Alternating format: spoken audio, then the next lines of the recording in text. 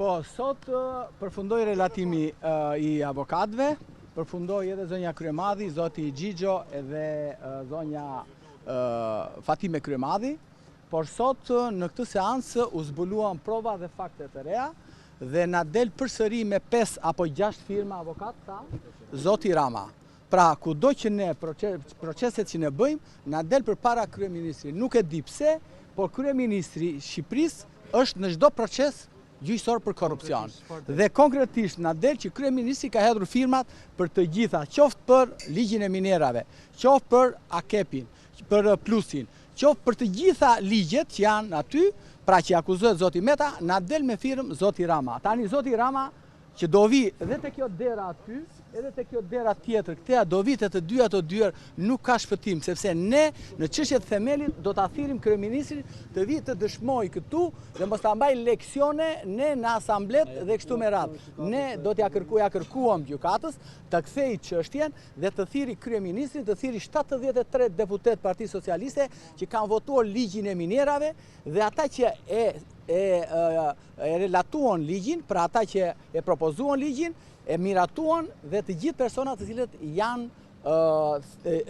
ekzistojnë në dosje. Dhe kështu që kryeministri I Shqipërisë, zoti Rama, unë e kuptoj ishte në hall të madh, po sot ka dalë përsëri në 5 firma për çështjen e zotit Meta. Kështu që gjykohet zoti Meta dhe kryeministri zoti Rama na bën leksione demokracie dhe drejtësie në asamblet e partisë së tij.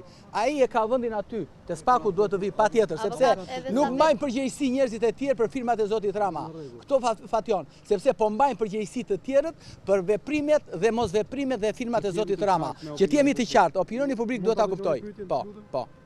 Atëherë del në 6 ose 7 episode zoti Rama, me vendimarrje konkrete thonë ju, në kërkesat tuaja përfundimtare. Kishte të bënte me kthimin për plotësim hetimesh të dosjes së Metës dhe thirrjen për sa I përket çesdia. Ne kemi kërkuar pushimin e çështjes sepse fakti nuk ekziston. Pra fakti për cilën akuzohet zoti Meta nuk provohet që ta ketë kryer zoti Meta. E para, dhe kemi kërkuar pushimin. Për sa I përket lobimit, të çështjes lobimit, kemi kërkuar kthimin e akteve për rihetim, sepse nuk kanë pyetur persona të cilët janë kryesor dhe përmenden aty 330 herë përmendet zoti Shatku, Ardian Shatku, dhe nuk është thirrur qoftë me telefon që të vi dëshmoj këtu para prokurorisë, por edhe me letër porosi në Shtetet e Bashkuara të Amerikës. Ashtu siç procedohet për të gjithë personat të cilët spaku nuk mundet të arriti pyesi përpara.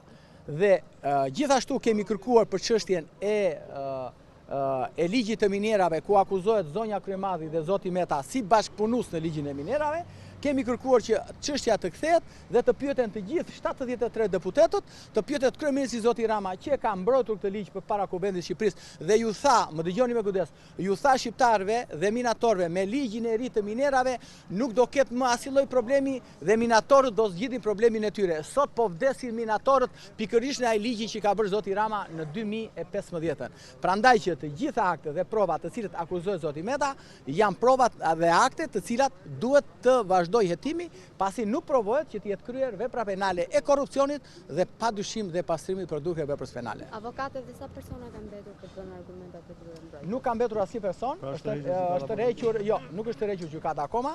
Në datën 5 në orën 10 është seanca e radhës ku prokurorët do bëjnë prapësimet e tyre mbi prapësimet tona. Dhe padyshim gjykata më pas do të rihiqet për marrë kohën e saj për vendim dhe besojmë se në brenda datës 20 do kemi një vendimarrje. Faleminderit.